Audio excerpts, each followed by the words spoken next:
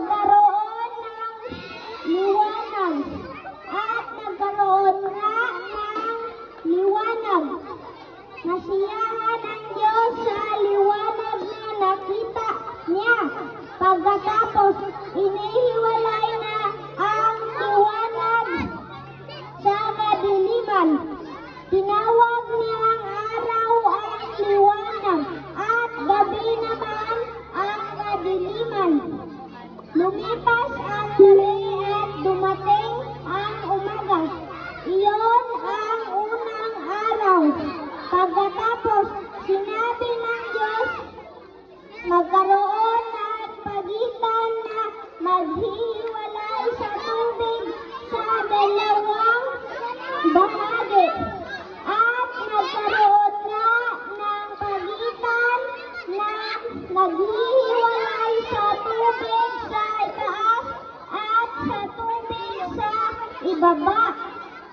Ang pagitan ito'y tinawag ng Diyos na kalawakan. Lumipas ang gabi at dumating ang umaga. Iyon ang ikalawang araw.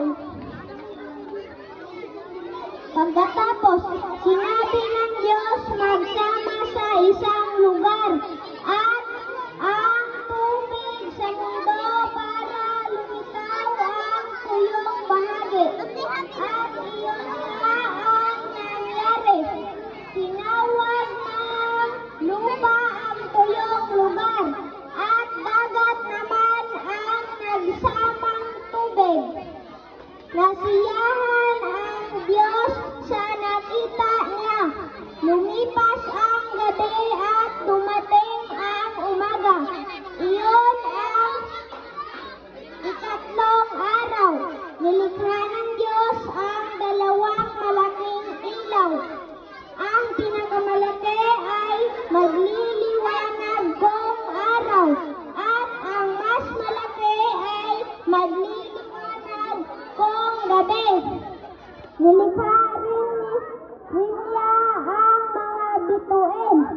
Inilagay ng Diyos ang mga ito sa kalangitan para magbigay liwanag sa mundo kung araw at gabi.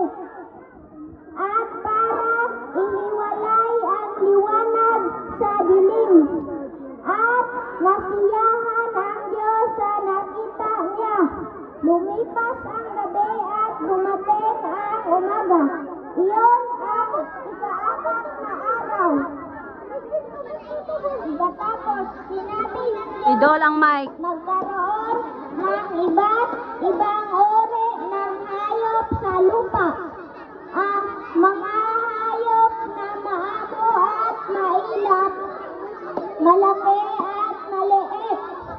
At iyon nga ang nangyari.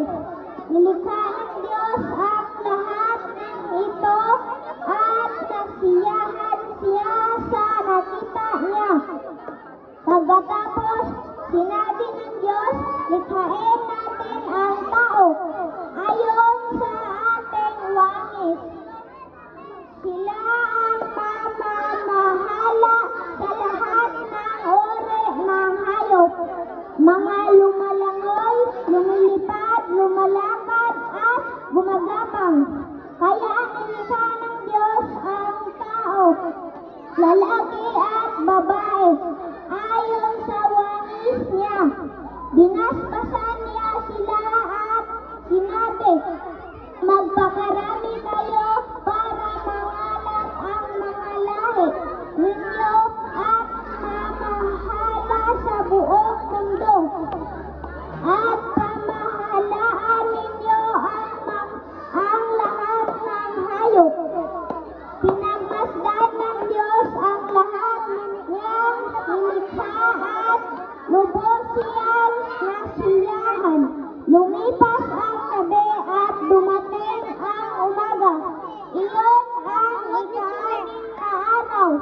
Ako si Lian Chen G. Ipal ng Grade 2 Yakan. Maraming salamat sa inyong pakikinig.